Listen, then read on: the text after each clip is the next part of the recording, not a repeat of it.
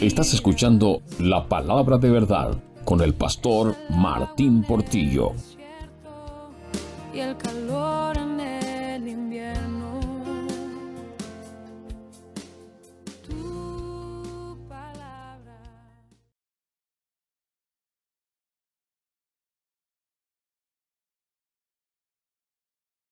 Libro de los Hechos, capítulo 9. En el libro de los Hechos, o Hechos de los Apóstoles, capítulo 9. Hasta aquí, hermanos, hemos completado el capítulo 8.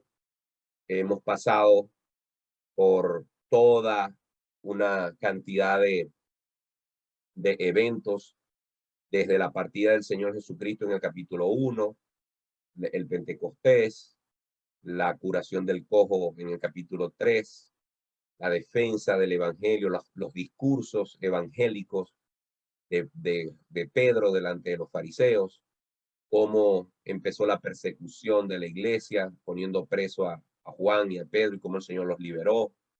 Vimos también a Ananías y Zafira negando, diciéndole mentiras al Espíritu Santo, y el Señor quitándoles la vida ahí mismo como una manifestación del poder de Dios. Vimos la aparición de algunos hombres que son llamados diáconos, entre esos Esteban, lleno del Espíritu Santo, quien prácticamente su vida ministerial duró muy poco.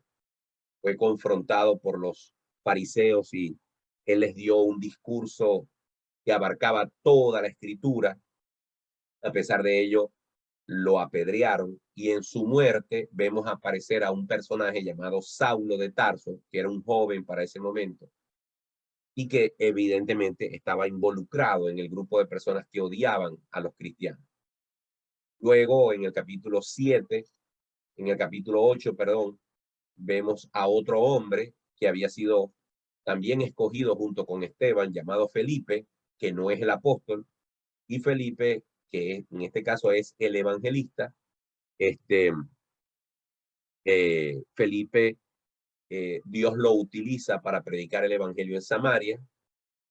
Allí vemos cómo aparece Simón el mago, y cómo Simón el mago se confunde y piensa que el Espíritu Santo es algo que se puede comprar.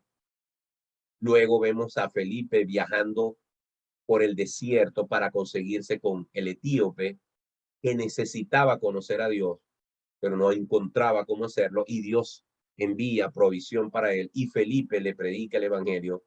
Luego se convierte, es bautizado, y Felipe es arrebatado, y el etíope sigue contento su camino. Hasta ahí hemos llegado, y hoy comenzamos con el capítulo 9. Me alegra que Neide esté conectada. Qué bueno. Bienvenida, Neide. Comenzamos con el capítulo 9, y aquí entra en juego, entra en escena el hombre más importante de la era cristiana después de Jesucristo. Nosotros no tenemos ningún tipo de reverencia, ningún tipo de adoración, ningún tipo de veneración por el apóstol Pablo. Pero sin duda alguna, este hombre tuvo piedad tremenda, una piedad, una, un estilo de vida tan piadoso, tan cercano a la estatura de un varón perfecto, que el apóstol Pablo tuvo los méritos y el valor para decir: sed imitadores de mí como yo soy de Cristo. Es decir, el apóstol Pablo sintió que él podía ser un ejemplo de lo que era ser un cristiano ideal. Pero hoy vamos a ver cómo Saulo se convierte al Señor. Versículo 1 del capítulo 9. Saulo, respirando aún amenazas y muerte contra los discípulos del Señor, vino al sumo sacerdote. Ahí la palabra que me interesa subrayar es la palabra respirando. Esta palabra respirando, aún amenazas y muerte, nos denota. Acuérdense que este libro lo está escribiendo ¿quién? Lucas. Lucas era médico. Lucas es muy descriptivo en algunos aspectos. Y esta expresión, Saulo respirando aún amenazas, nos da a entender que el odio, la indignación, la vehemencia que ocupaba la vida de Pablo era acabar con los cristianos. En Pablo se manifestaba un celo profundo en contra de los cristianos. Él los consideraba realmente dignos de muerte.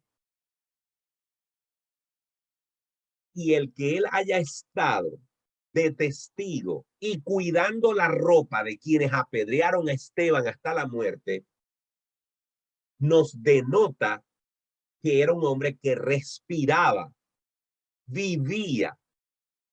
La esencia de su vida era un odio hacia los cristianos. Es más, el capítulo 8, que ya lo leímos y ya lo estudiamos, dedica unos pocos versículos a Pablo. Vamos a leerlos de nuevo. En Hechos 8, 1 al 3, dice, y Saulo consentía en su muerte. ¿En la muerte de quién? De Esteban. Y dice, en aquel día hubo gran persecución contra la iglesia que estaba en Jerusalén, y todos fueron esparcidos por las tierras de Judea y de Samaria, salvo los apóstoles. La persecución de los cristianos, y en especial la persecución de Saulo, hizo que los cristianos huyeran de Jerusalén y se esparcieran por el reino, por el imperio romano. En el versículo 3 de ese capítulo 8, nos vuelven a mencionar a Saulo y dice, y Saulo asolaba la iglesia y entrando casa por casa arrastraba a hombres y a mujeres y los entregaba en la cárcel. Entonces, observen que esta descripción de Saulo, más la descripción de que respiraba aún amenazas de muerte contra los discípulos del Señor, definitivamente nos denota que Saulo vivía y se había empeñado en que su vida era acabar con los cristianos. ¿Por qué es importante resaltar esto? Porque nosotros debemos tener presente el poder de Dios cuando quiere cambiar a una persona. Porque muchos inconversos, incluso a veces nosotros los mismos cristianos, nos cuesta creer que alguien que ha estado en drogas, en prostitución, en adulterio, en homosexualidad y en otra serie de pecados que nosotros consideramos peores que ser brolleros, chismosos, iracundos, en esos pecados morales que nosotros a veces clasificamos como peores de los nuestros, que somos pecadores término medio desde nuestra perspectiva, nos cuesta creer que Dios tiene poder para cambiar a esas personas. Pero Pablo es la representación vívida de cómo un hombre que odiaba, respiraba, su aliento era odio por los cristianos. Luego vemos cómo Dios lo transforma y lo convierte en el hombre más importante de la era cristiana, como dije al principio de la clase. Esto es importante tenerlo presente, porque cuando Dios cambia, cambia en forma radical a todo aquel que viene a sus pies. Este odio, versículo 2, lo lleva a pedir cartas al sumo sacerdote para ir hasta Damasco. Damasco es Siria. Y si allá conseguía hombres y mujeres cristianos, los quería traer presos a Jerusalén. Ahora, observen la palabra con la que él se refiere a los cristianos en el versículo 2. Dice, a fin de que si hallase algunos hombres o mujeres de este camino, los trajese presos a Jerusalén. Pablo quería ir a buscar cristianos que habían huido a Damasco en Siria, donde se sabía que había una gran comunidad de judíos y muchos de ellos convertidos. Y si los conseguía ya, los quería traer a Jerusalén, porque Jerusalén seguía siendo la capital religiosa de Israel, a pesar de que estaban bajo el imperio romano. Pero la expresión que usa es hombres y mujeres de este camino para referirse a los cristianos. Pregunto, y permito a ustedes brevemente, abran sus micrófonos quien quiera responder. ¿A qué se referirán con la palabra este camino? ¿A qué se refirió Lucas? ¿Por qué habrá usado esa expresión? A fin de que si hallase algunos hombres o mujeres de este camino, los trajese presos a Jerusalén. ¿Por qué se habrá referido Lucas con esa expresión, el camino? Este camino. El camino de seguir a Jesucristo, pastor. Por eso en un principio también se nos llamó a los cristianos los del camino. Ajá, muy bien, porque es el camino de seguir a Jesucristo. Muy bien, gracias, Neide. ¿Alguien más, Davidson, iba a decir algo? Sí, coincido con la hermana Neidi, es el camino del Señor, el camino del ¿Alguien Padre. más?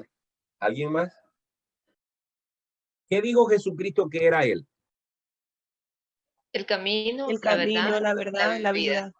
En Juan 14:6, Jesús dijo a sus discípulos, yo soy el camino y la verdad y la vida. Nadie viene al Padre si no es por mí. Entonces, la expresión camino o el camino se está refiriendo a que entre Dios y los hombres, que hay una distancia, que hay una ruta que seguir para que el hombre pueda ir hacia Dios. Por eso Jesús dice, nadie viene al Padre, porque tiene que haber un recorrido. Jesús es el camino hacia Dios. Acuérdense un dicho popular que dice, todas las religiones o cada quien se salva en su religión. ¿Han oído ustedes alguna vez eso? Cada quien se salva en su religión. Y yo le digo a las personas con mucho respeto, me va a disculpar, pero eso no es verdad. La religión no te lleva a Dios, porque la religión es el esfuerzo del hombre por acercarse a Dios. Pero el evangelio es el esfuerzo de Dios por acercarse al hombre. Entonces, Jesucristo es el único camino. Y él lo dijo, yo soy el camino, no un camino. Muy bien. Versículo 3. Mas yendo por el camino, aquí ya no se está refiriendo al camino que se nos menciona en el versículo 2, sino a la ruta. Mas yendo por el camino, aconteció que al llegar cerca de Damasco, repentinamente le rodeó un resplandor de luz del cielo. Y cayendo en tierra, oyó una voz que le decía, Saulo, Saulo, ¿por qué me persigues? Es importante resaltar el aspecto de lo que dice el versículo 3, cuando dice, le rodeó un resplandor de luz del cielo. Como ustedes deben imaginarse, la zona donde Pablo iba caminando, o en su caballo en todo caso, lo más seguro es que era de día. Y todos saben que esa zona del Medio Oriente es caliente. El sol brilla por lo general. No es una zona boscosa, no es una zona montañosa, andina o alpina. Es una zona donde el sol por lo general brilla. ¿Por qué es importante resaltar esto? Porque a Pablo se le apareció fue el Señor, y la luz, el resplandor que vino del cielo no era la luz del sol del mediodía, el cual de por sí era brillante, sino que Lucas resalta que es un resplandor del cielo de la gloria de Jesús. Y aquí es importante recordar algo. Antes de este evento, la última persona que vio a Jesucristo resucitado y glorificado, ¿quién fue? Antes de este momento, ¿quién fue la persona que vio? ¿Quién fue la última persona que vio a Cristo glorificado y resucitado? ¿Quién fue? A ver, según lo que hemos estudiado hasta ahora.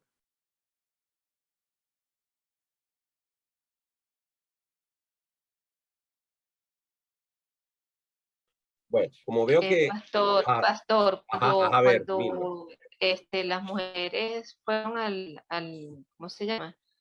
A donde estaba enterrado Jesús, pues ella le dijeron a los apóstoles, Magdalena le dijo que lo había, Sí, que ella lo había visto. ellas fueron las primeras en ver o en hablar con sí. Jesús. Incluso ellas no sabían que estaban hablando con Jesús. ¿Ok? Ellas fueron las primeras. Pero yo estoy preguntando, antes de este evento, ¿quién fue la última persona que vio a Cristo glorificado, resucitado? La respuesta es, por razones de tiempo, Esteban. Vayamos un momento al capítulo 7, versículo 55. Esteban está posiblemente arrodillado, listo para ser apedreado, o ya estaba empezando a ser apedreado. Versículo 55 dice, pero Esteban, lleno del Espíritu Santo, puesto los ojos en el cielo, vio la gloria de Dios y a Jesús que estaba a la diestra de Dios. Eso fue lo último que vio Esteban aquí en la tierra. Vio al Señor Jesucristo en los cielos.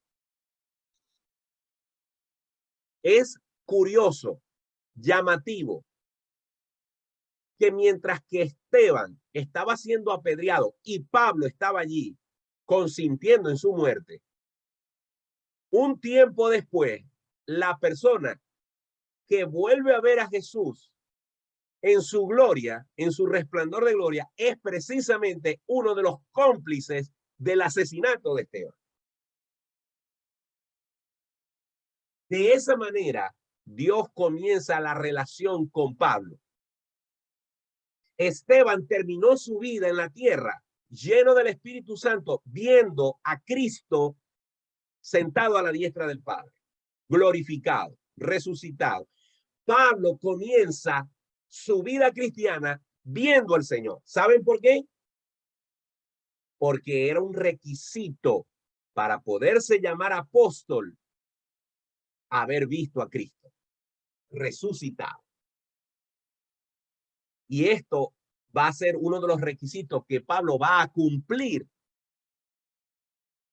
cuando lo critiquen y digan que él no es apóstol. Él va a decir, él se me apareció a mí como un abortivo. ¿Han escuchado eso?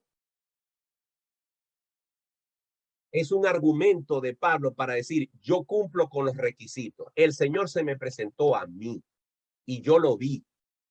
Y vio su resplandor. El resplandor del Señor, no del sol del mediodía. Por eso es importante destacar eso. Y el versículo 4 dice que oyó la voz del Señor. El Señor no solamente lo vio, sino que él habló con el Señor.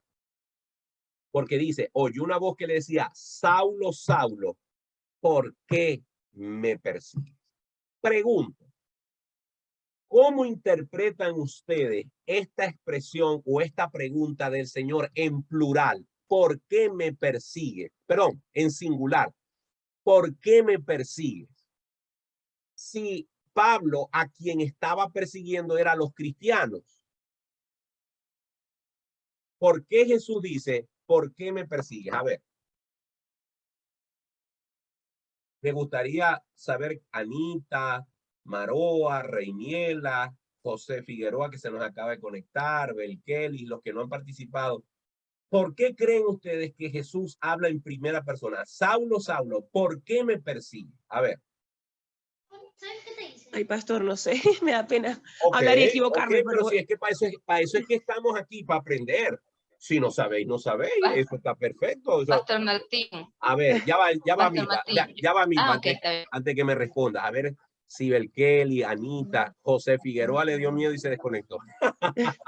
Bueno, Ok, pastor, yo a ver. pienso que es porque una vez que nosotros recibimos a Cristo, tenemos a su Espíritu Santo, ¿no? Y no sé si por ahí viene la cosa, o sea, porque cada uno de sus hijos tiene, lleva consigo el Espíritu Santo y es el mismo Dios, pues el mismo Jesucristo. Está tibia. En una sola persona. A ver, ya va, Neide, porque ya tú participaste y Milva también, pero Milva quiso participar primero. Entonces, en vista de que Belkeli y Anita no han participado y por lo visto no pueden o no quieren participar ahorita, entonces le doy oportunidad a Milva y después a Neide. A ver, Milva. Sí, bueno, ya allí entraría en lo que es la persecución de los cristianos, porque ya Pablo estaba haciendo una persecución a los cristianos y Ajá. estaban pues los apóstoles. Y yo pienso que esa sería la razón que le dice, ¿por qué me persigues? Porque Jesús ya estaba, lo habían crucificado, pero él seguía, él estaba todavía, Pablo estaba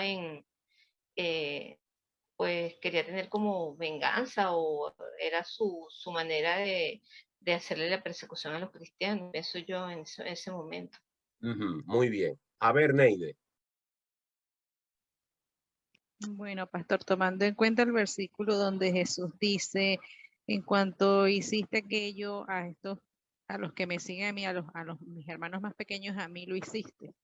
Entonces, si él estaba persiguiendo a los que lo seguían, era como perseguirlo a él. Ok, tanto Reiniela como Milva y Neide estuvieron muy cerca de la respuesta, ¿verdad?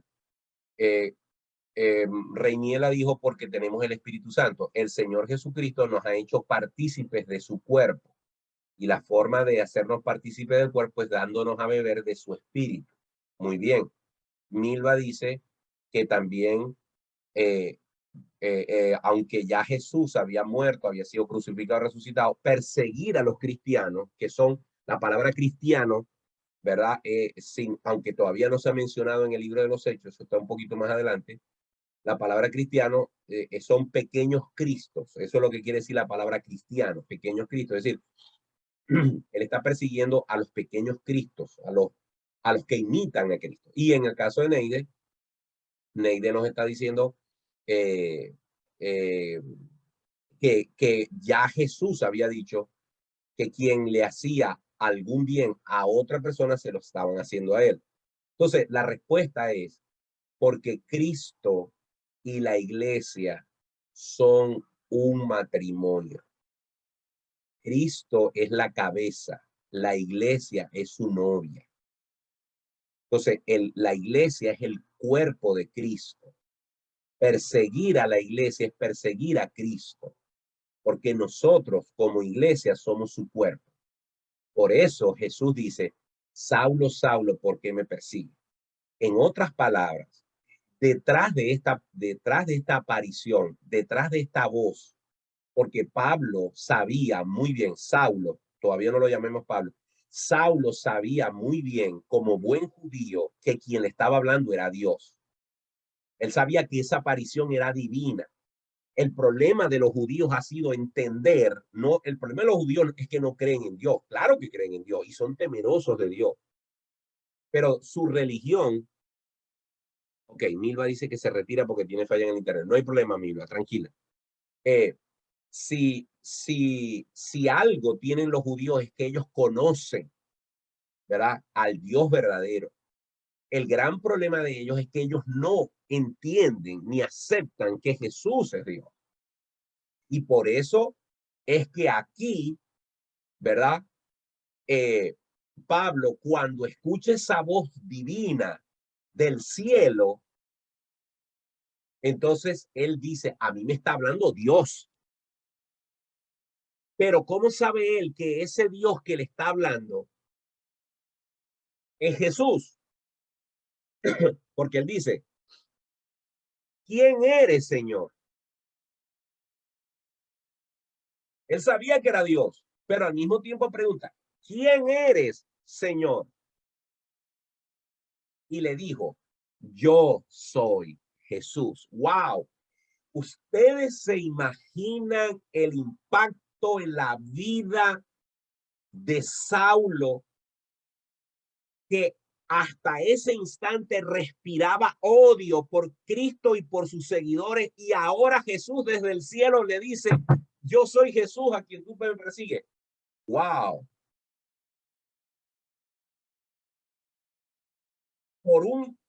Por un segundo, Pablo tuvo que aceptar, entender de un momento a otro que a quien estaba persiguiendo era el verdadero Mesías.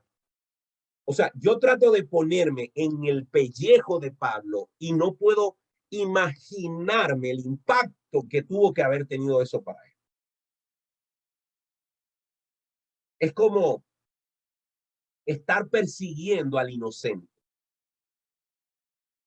Es como estar persiguiendo a quien me puede dar vida, a ese Mesías del que hemos hablado por siglos. Yo lo he odiado, yo he matado, yo he colaborado, yo he consentido en la muerte de un hombre como Esteban. ¿Cuántas cosas tuvieron que agolparse en la mente, en el corazón de Pablo cuando escuchó, yo soy Jesús a quien tú persigues? Dura cosa te es dar coces contra el aguijón. En otras palabras, estás peleando con Dios. Estás persiguiendo ese celo que tú tienes por esos cristianos que crees blasfemos. Resulta que estás haciendo exactamente lo contrario. Estás yendo en sentido contrario. No estás sirviendo a Dios. Estás blasfemando contra ese Dios que amas y que celas. En vez de estarme alabando, me estás persiguiendo. Duro te es dar cosas contra el aguijón. Te estás matando a ti mismo. Así de terrible es estar de espaldas a Dios. Versículo 6. Él temblando y temeroso dijo, Señor, ¿qué quieres que yo haga? Y el Señor le dijo, levántate y entra en la ciudad. ¿En cuál ciudad? En Damasco. Ya le faltaba poco para llegar. Y allí se te dirá lo que debes hacer. Versículo 7. Y los hombres que iban con Saulo se pararon atónitos, posiblemente ellos también cayeron a tierra, oyendo a la verdad la voz, mas sin ver a nadie. Es muy probable que estos hombres escucharon la voz, pero en forma inteligible, es decir, no la entendieron. Sabían que alguien estaba hablando con Saulo, pero ni lo pudieron ver, ni lo pudieron entender, porque eso era algo exclusivo para Pablo. Entonces Saulo, versículo 8, se levantó de tierra y abriendo los ojos, no veía a nadie, quedó ciego. Así que llevándole por la mano, le metieron en Damasco, donde estuvo 3 días sin ver y no comió ni bebió. En la Biblia, los números tienen cierta simbología. El número 3, el número 12, el número 70, el número 24, el número 7.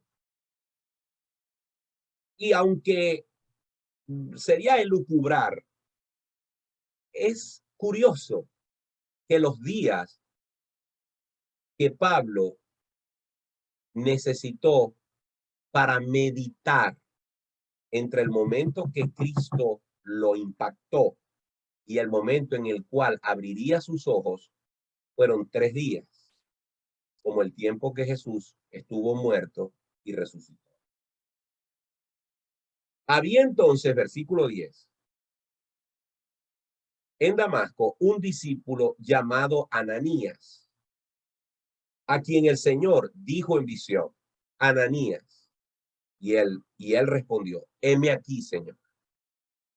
Y el Señor le dijo: levántate y ve a la calle que se llama Derecha, y busca en casa de Judas a uno llamado Saulo de Tarso, porque he aquí él ora.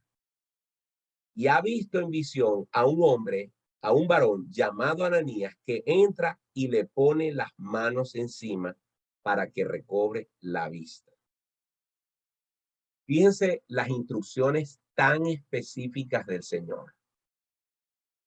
Son instrucciones muy particulares del Señor para que no haya ningún tipo de confusión y para que Ananías esté seguro de lo que Dios le está diciendo por los detalles que le está dando, y para que Pablo sepa que todo esto viene de parte de Dios. Dios, al igual que hizo con Felipe y el etíope, que los hizo coincidir en el desierto, porque Dios quería que Felipe fuera el instrumento para que el etíope, que estaba curioso, deseoso de conocer a Cristo, lo terminara de conocer de la mano de Felipe. Dios le dio instrucciones a Felipe específicas de lo que tenía que hacer. Ve por el camino que es hacia el sur en el desierto. Luego le dijo: júntate a ese carro. Le dio instrucciones específicas. Ahora hace lo mismo con Ananías. Ahora, ¿por qué tiene que ser así? Porque Ananías, cuando le dijeron: hay uno que se llama Saulo de Tarso y vas a ir a orar por él, Ananías, como ser humano, iba a pensar: a orar por Saulo, si ese es un matón de cristiano. Y Saulo, que acababa de ser impactado por el Señor, necesitaba confirmación. Cuando Ananías viniese y se le presentase, ya Saulo ha recibido en visión que lo va a visitar un hombre llamado Ananías. Así que cuando él en visión vea a un hombre llamado Ananías y un hombre llamado Ananías realmente entre a su habitación, Pablo va a tener certeza de que es Dios quien está actuando. Estos milagros, estos portentos, estas visiones, estas formas de Dios hablarle a los hombres en este tiempo, yo creo que ya Dios no las usa. ¿Por qué? Porque nosotros tenemos la santa palabra de Dios por medio de la cual Él nos habla. Por eso yo no le creo a esos hombres o mujeres que me llegan diciendo: tengo una palabra de Dios para ti. Cuidado con eso. Y se agarran de versículos como este. No, tuve una visión, soñé. El Señor me mostró. Cuidado con eso. Porque el Señor nos habla es por medio de las sagradas escrituras. Lamentablemente mi pantalla no me ayuda. Él nos habla por medio de las sagradas escrituras. Que el Señor le habla por visión a un hombre que está allá en Arabia o en alguna parte del mundo donde no puede entrar el evangelio, puede ser. Que el Señor se le manifiesta a alguien que está en una isla desierta o en una tribu, puede ser. Que el Señor se manifiesta de maneras poderosas donde no hay predicadores ni hay formas de leer la Biblia o entenderla, puede ser. En este tiempo puede ser.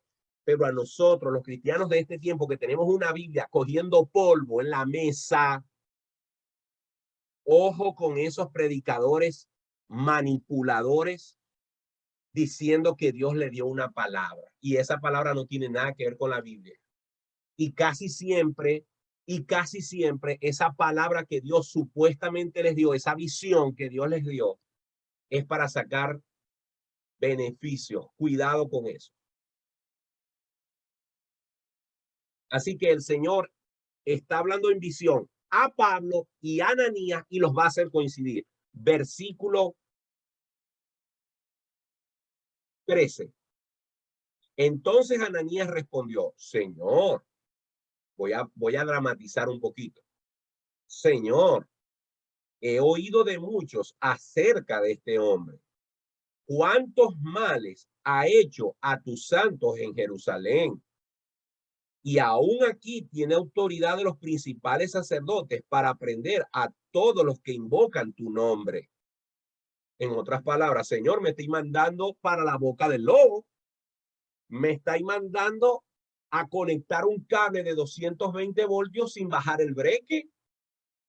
Me estáis mandando a meterme en la cueva de los leones. ¿Cómo es eso de que voy a ir a visitar a este hombre que anda por todas partes buscando cristianos y llevándoselos a rastras y metiéndolos en la cárcel?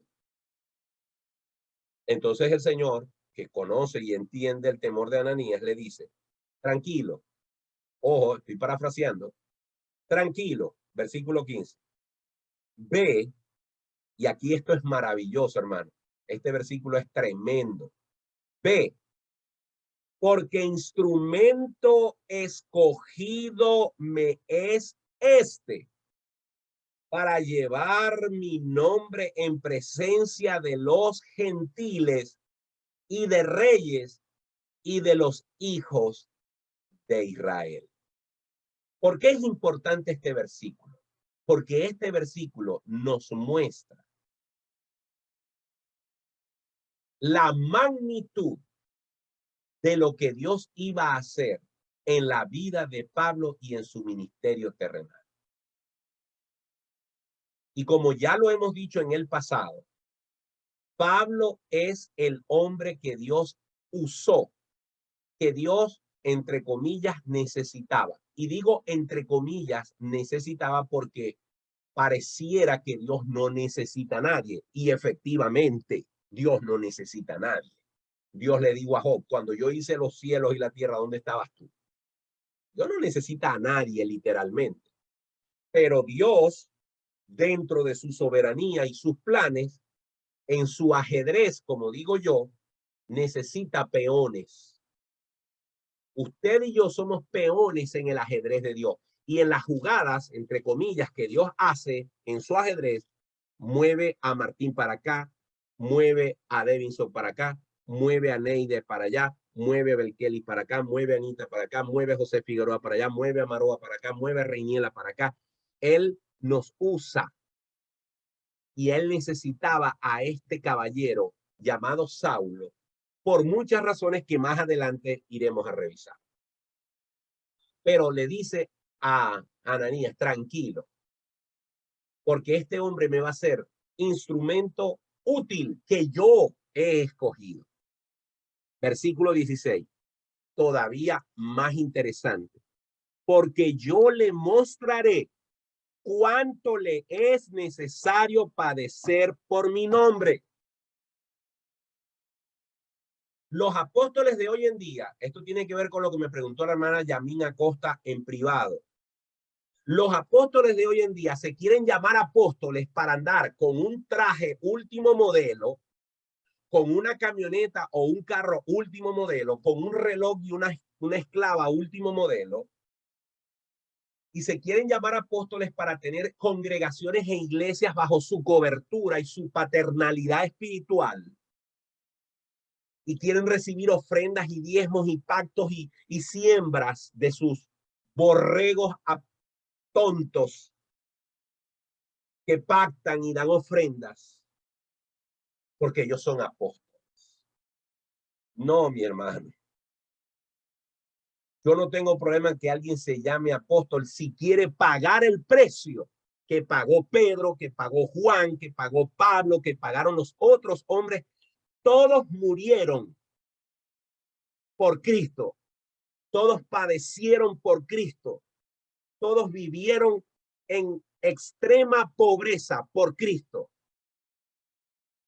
Su vida se convirtió solamente en la predicación del evangelio y padecieron por eso. Esos no son los apóstoles que yo veo ahora, sino que son mercantilistas que utilizan el evangelio como fuente de ganancia. Cuidado con esos apóstoles. Primero, porque no es bíblico. Y segundo, porque se llaman apóstoles porque se creen que son la nata, son la crema, son la cereza de la torta. Cuidado con esa altivez. Pablo iba a sufrir y el Señor desde el principio dice, yo le voy a mostrar lo que ahora le toca padecer por mi nombre. Versículo 17.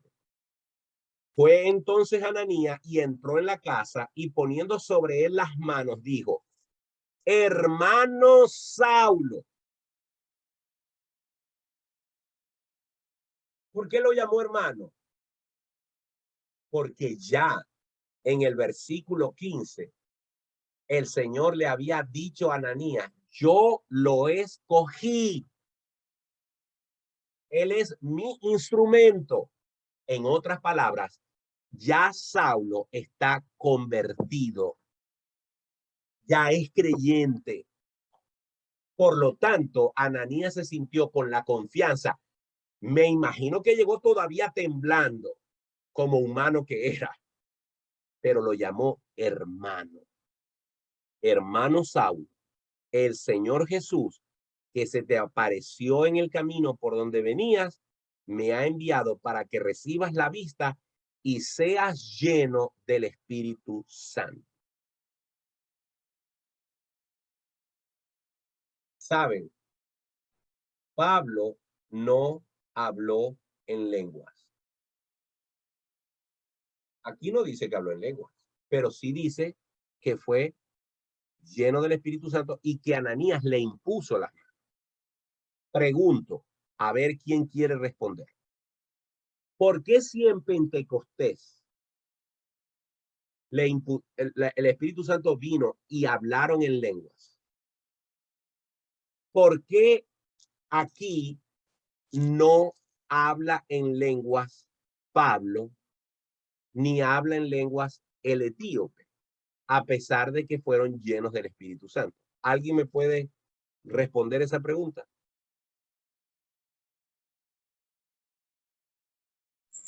Pastor, Adelante, bueno, Belkeli.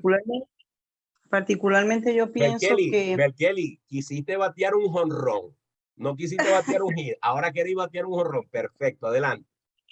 todavía yo creo que va a ser un hit. Vamos a ver, Porque, vamos a ver si no te poncháis. Vamos a ver si no te poncháis. Adelante. Porque yo pienso que eso es algo que han agarrado pues los hombres, pastor, que si cuando uno es lleno del Espíritu Santo tiene que hablar en lenguas. O sea, no es algo que está establecido en la Biblia, que por el hecho que sucedió en Pentecostés, o sea, yo no sé de otro registro que haya en la Biblia que eso haya sucedido. Entonces, pienso que es por eso. Tibia. Un doblete. Metiste un doblete.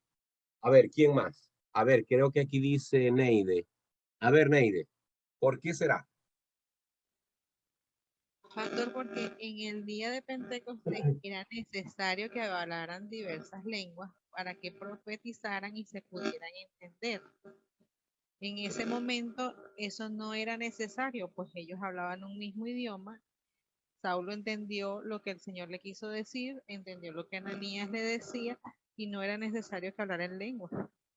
Muy bien. O sea, el día de Pentecostés fue simplemente para que lograran entender lo que tenían que profetizar. Muy bien, muy bien. Bastante tibia también. Empujaste a Belkeli y anotó. Mira, lo he dicho, lo digo y lo seguiré diciendo mientras que estemos estudiando el libro de los Hechos. El hablar en lenguas, para empezar, no es Ramandalabazara, no. El hablar en lenguas de Hechos capítulo 2 son idiomas. Y ya lo hemos dicho. ¿Por qué dijimos que eran idiomas? Porque ahí dice, y muchos de los que estaban allí les oían hablar las maravillas de Dios en su propio idioma, su propia lengua. No eran garabatos. Número 1. Número 2. En el libro de los Hechos hay 4 eventos en los cuales se habla en lengua. Cuando el Espíritu Santo cae sobre los discípulos que Cristo dejó. ¿Qué nacionalidad tenían los 120 que estaban en el aposento alto? ¿De dónde eran? ¿De qué gentilicio eran? Todos eran judíos. Pablo dijo, porque no me avergüenzo del evangelio, porque es poder de Dios para salvación. Primeramente al judío y después al griego. Jesús dijo, me seréis testigos en Jerusalén, en Samaria, en Judea y hasta lo último de la tierra. La primicia de Cristo a los suyos vino y los suyos no le recibieron, más a los que le recibieron, a los que creen en su nombre, les dio la potestad de ser hecho hijo de Dios. La promesa del Antiguo Testamento es que el Mesías iba a venir primero para los judíos. Y cuando Jesucristo se despide de los discípulos, o está despidiéndose de los discípulos la noche antes de ser crucificado, en Juan 16 dice, es necesario que yo me vaya para que el Espíritu Santo venga. Y si me fuere, yo os los enviaré. ¿A quién? A los judíos. Así que el Espíritu Santo tenía que ser primero para los judíos. Por eso es que en el aposento alto no habían griegos, ni gentiles, ni samaritanos. Todos eran judíos. Y cuando cayó el Espíritu Santo ahí, ellos tenían que hablar en otras lenguas. Y los primeros creyentes en Jerusalén, producto de ese evento, todos eran judíos. Lean lo que ya hemos estudiado para que vean que cuando Pedro se dirige a ellos, dice, varones israelitas. Luego se abre el compás. Y ya lo vimos en la clase del capítulo 8 al principio. El evangelio se esparce a Samaria, la siguiente fase del plan. Me seréis testigos en Jerusalén, en Samaria. Samaria es la siguiente fase. Imagínense un círculo con varias capas. La primera capa, el centro, el núcleo de Jerusalén. La siguiente capa es, o el siguiente nivel es Samaria. Samaria es un área geográfica ocupada por hombres y mujeres que eran judíos enrazados con gentiles y se tenían rabia, judíos y samaritanos. Se despreciaban unos a otros. Pero para ellos también era el evangelio. Como ya Jerusalén estaba saturada del evangelio, en el momento que Dios lo creyó conveniente, la persecución hizo que los cristianos fueran a Samaria. Y Felipe fue a Samaria a predicar allá.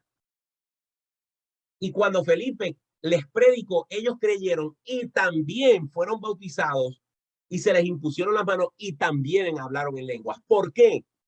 Porque resulta que los samaritanos eran un pueblo diferente. No eran judíos puros, pero tampoco eran gentiles totalmente. Era una mezcla. Era necesario que los samaritanos, que eran despreciados por los judíos, ahora convertidos a Cristo, también se manifestara el Espíritu Santo en ellos para que se evidenciara que el poder de Dios también los había alcanzado a ellos. Pero más adelante se nos habla de la conversión y del bautismo del etíope, pero este no habla en lenguas. Porque este hombre era de alguna manera descendencia judía porque dice que había venido a Jerusalén a adorar. Y dice que iba leyendo el libro de Isaías. Vivía en Etiopía, pero tenía conexión judía. Por eso ya en él no era necesario que se manifestaran las lenguas, porque ya se habían manifestado los primeros judíos. Más adelante vamos a ver en el capítulo 10 cómo las lenguas se vuelven a manifestar cuando Pedro le predica a Cornelio. Cornelio y su familia eran romanos. Ahí se tenían que volver a manifestar las lenguas. porque era un pueblo distinto y se necesitaba la misma señal. Pero en el caso de Pablo no hacía falta que hablara en lenguas porque él es judío. ¿Se entiende, hermanos? No sé si la manito, Neide, la estás levantando vieja o de ahorita que quieres decir algo. Sí, sí, es vieja, disculpe. Ok. Entonces, conclusión. La razón por la que Pablo no habla en lenguas es porque él es judío y ya el Espíritu Santo se había manifestado a los judíos en el aposento alto. ¿Se entiende eso? ¿Está claro? Muy bien. Sí, Para terminar. Versículo 18 y 19. Y al momento le cayeron de los ojos como escamas y recibió al instante la vista y levantándose fue bautizado en agua. Y habiendo tomado alimento, recobró fuerzas y estuvo Saulo por algunos días con los discípulos que estaban en Damasco. Hermanos, miren, yo no puedo imaginarme, trato de imaginar cómo fue o cómo fueron esos primeros días de Pablo. Un hombre que venía respirando, como leímos al principio del capítulo, respirando una vehemencia, un odio, una pasión. Él iba con unos papeles en la mano que lo autorizaban a poner preso a todos los judíos que se consiguiera, a llevarlos a Jerusalén. Él iba con una entrega, con una euforia por una casa de cristianos. Y Dios lo golpea. Y entonces lo transforma. Tenía que ser así. Tenía que ser así porque este hombre odiaba la iglesia y ahora se va a convertir en el hombre más importante en la historia de la iglesia cristiana después de Jesús. Este hombre quería destruir a Cristo, creyendo que Cristo era un simple hombre, y quería destruir a sus seguidores, a su iglesia. Y luego este hombre va a decir más adelante, unos años después, para mí el vivir es Cristo y el morir es ganancia. ¿Se dan cuenta el contraste de lo que era Pablo y de lo que llegó a ser Pablo? Es del blanco al negro, del negativo al positivo. Gloria a Dios por la vida de Pablo. Y gloria a Dios por la vida nuestra. Que si bien es cierto, no fuimos tan enemigos o tan bajos o tan blasfemos o como queramos, quizás no nos veamos con ese extremo que fue Pablo. Dice la Biblia que estábamos muertos en nuestros delitos y pecados. Y el Señor nos cambió, nos resucitó, nos dio vida nueva.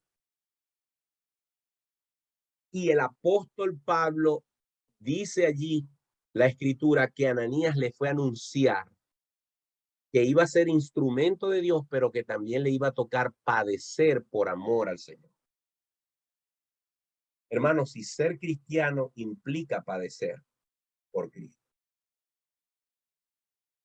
Hay de aquellos cristianos que no entienden eso. Y hay de aquellos predicadores y pastores y apóstoles y evangelistas y profetas y salmistas que le viven prometiendo a la gente que por ser cristianos son hijos del rey y no les puede acontecer nada malo y que todo tiene que ser prosperidad, felicidad. No. En el mundo tendréis aflicción, pero confiad, yo he vencido al mundo. Y los que escucharon el devocional de esta mañana, Pedro dice que nosotros, de ser posible, tendremos que ser afligidos en diversas pruebas para que nuestra fe, la cual es más preciosa que el oro, sea probada, purificada y sea hallada en gloria cuando Cristo sea manifestado. Así que el apóstol Pablo pasó de un extremo al otro. La semana que viene estaremos ahondando en lo que pasó posteriormente y cómo Pablo o qué cosas pasaron para que Pablo pudiera incorporarse y cuál fue la reacción de la gente de Jerusalén cuando dijeron, allá viene Pablo, el tipo que salió de aquí para matar cristianos, ahora regresa convertido al cristianismo. ¿Será verdad? ¿Será mentira? Vamos a ver eso la próxima semana. Tu palabra es la voz que me habla en la mañana. Y esto fue La Palabra de Verdad con el pastor Martín Portillo.